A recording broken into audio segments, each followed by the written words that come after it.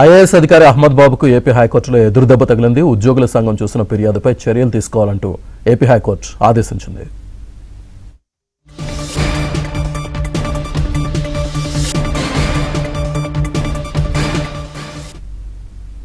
IAS అధికారి అహ్మద్ బాబుకి AP హైకోర్టులో ఎదురుదెబ్బకు సంబంధించి పూర్తి సమాచారాన్ని మా కరెస్పాండెంట్ సత్య అందిస్తారు. సత్య.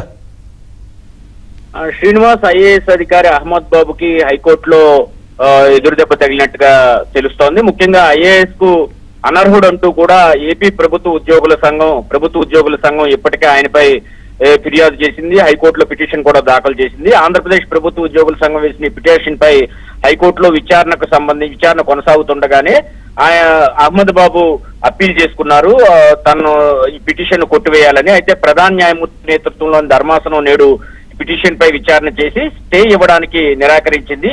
ఉద్యోగ సంఘం ఫిర్యాదులపైన చర్యలు తీసుకోవాలని కూడా ఆదేశించినట్టుగా తెలుస్తోంది. గత వారం 10 రోజులుగా ఏపీ ప్రభుత్వ ఉద్యోగుల సంఘం కేఆర్ సూర్యనారాయణ నేతృత్వంలో ఈ కమర్షియల్ ట్యాక్స్ విభాగంలో బాబు గారు మాకొద్దు ఈ బాబు అంటూ కూడా ముఖ్యమంత్రి చంద్రబాబును ఉద్దేశిస్తూ ఐఏఎస్ అహ్మద్ బాబుకు వ్యతిరేకంగా మధ్యాహ్న భోజన సమయంలో తీవ్రమైనటువంటి ఆందోళనలు అయితే రాష్ట్ర వ్యాప్తంగా అన్ని కమర్షియల్ ట్యాక్స్ ఆఫీసుల ముందు కూడా చేస్తున్న పరిస్థితి అయితే ఉంది.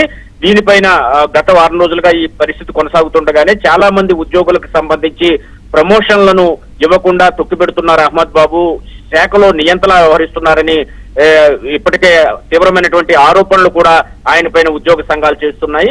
రీసెంట్ గా నిన్న కూడా మంత్రి పయ్యావుల కేశవ్ దీనికి సంబంధించి ఉన్నతాధికారులతో సమావేశమయ్యి కోర్టు ఆదేశాలను పాటించండి, ముఖ్యంగా ఎవరికైతే ప్రమోషన్లు ఇవ్వాలో వాటన్నిటిపైన కూడా తక్షణం చర్యలు తీసుకోవాలని అధికారులు కూడా ఆదేశించారు. ఈ తరుణంలో అహ్మద్ బాబు దీనిపై పిటిషన్ కు అంటే అప్పీల్ కు వెళ్లడంతో హైకోర్టు దాన్ని తిరస్కరించడంతో పాటు ఆయన వేసినటువంటి పిటిషన్ ను పక్కన పెట్టడం జరిగింది. దీంతో ఆయనపై విచారణ చేయాలని చెప్పి ఆయన ఐఏఎస్ అనర్హుడు అంటూ కూడా ఆంధ్రప్రదేశ్ ప్రభుత్వ ఉద్యోగుల సంఘం వేసిన పిటిషన్ ను తమ ముందుకు తీసుకున్నట్టుగా కనిపించింది. ఒక రకంగా తీసుకుంటే ఇది ఐఏఎస్ అహ్మద్ బాబుకు ఎదురుదెబ్బగానే మనం భావించాల్సి ఉంటుంది.